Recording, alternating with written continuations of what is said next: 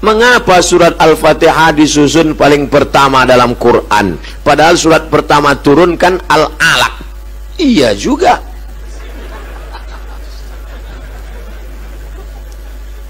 Di Medan nih kita kalau tanya jawab cerdas-cerdas pertanyaannya. Nampak betul orang Medan nih hebat-hebat ilmunya.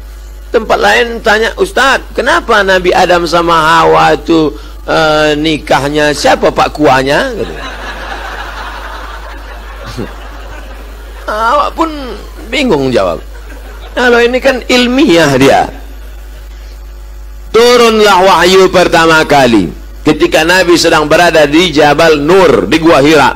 Iqra bismi rabbikal ladzi khalaq khalaqal insana min 'alaqin iqra wa rabbukal akramul ladzi 'allama bil qalam 'allamal insana ma lam ya'lam. Nabi pun menggigil kedinginan, turun ke bawah sampai di bawah, lalu kemudian dia minta kedinginan, diselimuti oleh Khadijah. Ketika sedang diselimuti turun ayat, ya ayyuhal muddatsir, hai orang berselimut, qum, bangun, fa'anzir, beri peringatan. Lalu dia pun disuruh beri peringatan. Siapa yang mesti diberi peringatan? Turun yang ketiga, wa anzir ashiratakal aqrabin, berilah peringatan kerabat-kerabat dekatmu. Dipanggillah pakciknya, pamannya, bibinya semua, dibawanya ke depan bukit Jabal Sofa, Jabal Marwa, bukit Sofa, bukit Marwa. Nabi pun naik ke atas bukit Sofa.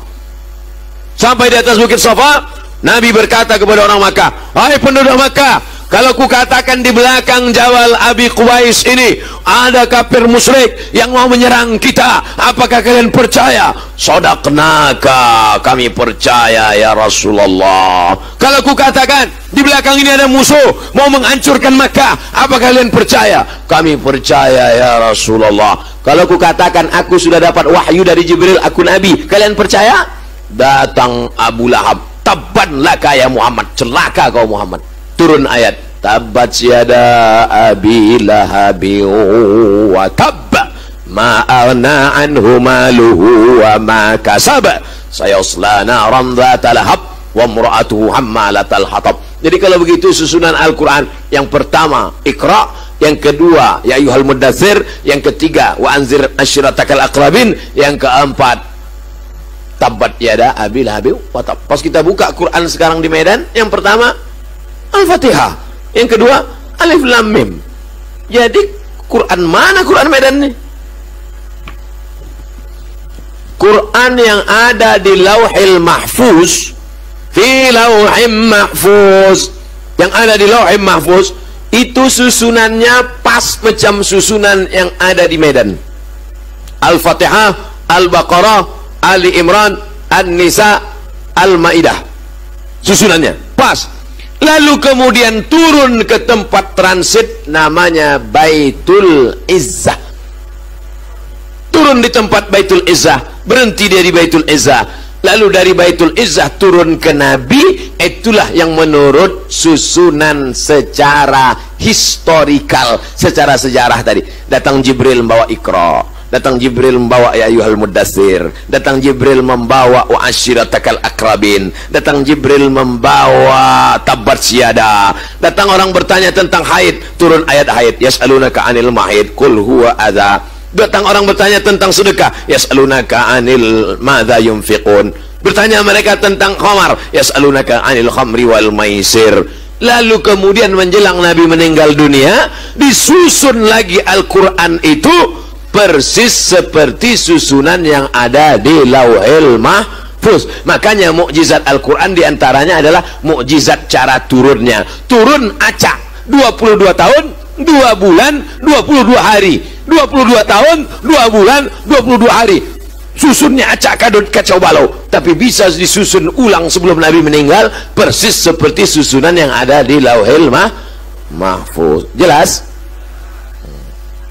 Jadi Pak Ustadz, sebelum Nabi meninggal Quran itu sudah tersusun macam yang sekarang? Ya, macam sekarang, tapi ada di kepala sahabat, sudah macam ada sekarang. Al-Fatihah, Al-Baqarah, Ali Imran, An-Nisa, Al-Maidah sampai An-Nas, tapi tak ada wujudnya zahir, adanya di kepala mereka. Dalam bentuk apa? Dalam bentuk Quran digital. Main klik-klik aja, klik Al-Baqarah muncul, klik tiba-tiba yang di dalam kepalanya klik-klik tadi meninggal gara-gara memerangi nabi palsu, namanya Musailamah Al-Kadzab, nama kampungnya Yamamah, dibuatnya surat palsu.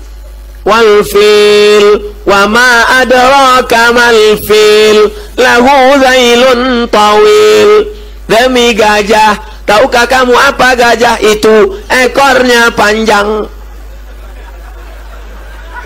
Datang Abu Bakar Siddiq, perang, maka diperanginya lah si nabi palsu tadi, meninggal 70 orang penghafal Quran. Datanglah Umar bin Khattab menjumpai Abu Bakar. Wahai Abu Bakar, ya ini Quran nampaknya harus kita bukukan jadi satu buku, karena Quran yang ada di kepala tadi udah banyak penghafalnya yang meninggal. Apa hikmah dari sini? Bahwa tentara-tentara zaman Abu Bakar itu adalah para penghafal Quran. Makanya anak-anak kita ini mesti hafal Quran. Nanti dia jadi tentara, tentara hafal Quran. Dia jadi polisi, kapolres hafal Quran. Dia jadi kapolri, kapolri hafal Quran. Dia yang akan memperjuangkan Al-Quran. Takbir. Nah, lalu kemudian setelah itu kata Abu Bakar, aku tak mau membukukan Quran karena Nabi tak pernah menyuruh, Nabi tak pernah membuat. Maka kalau tak dibuat Nabi adalah bid'ah, wa kullu bid'atin dhalalah wa kullu dhalalatin finnar. Kata Umar, ini kalau tak kita buat nanti hafal penghafal sudah banyak meninggal, ada manfaatnya. Akhirnya Allah membukakan pintu hati Abu Bakar, lalu ditusunlah tim, diambillah Quran-Quran yang tertulis di pelepah korma, di tulang onta, di batu lepes. Akhirnya jadilah satu Quran tertulis, tapi sudah ada di kepala para sahabat, mutawatir. Kalau satu orang gharib, kalau dua orang aziz, kalau tiga orang masyhur. Tapi kalau menghafal banyak orang, hafalannya sama, namanya mutawatir. Besok katanya ada pengajian Ustaz Somad ya? Ya. Jadi tak? Ini udah mutawatir ini. Nah, itu artinya udah viral nanti maksudnya.